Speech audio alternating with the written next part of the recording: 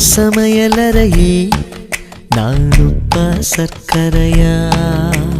நீ படிக்கும் அறையில் நான் கண்களா புத்தகமா? உன் சமையலறையே நான் உப்பா சர்க்கரையா?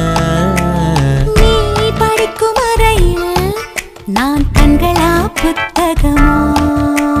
நீ விரல்கள் என்றால் நான் நகமா மோதிரமா?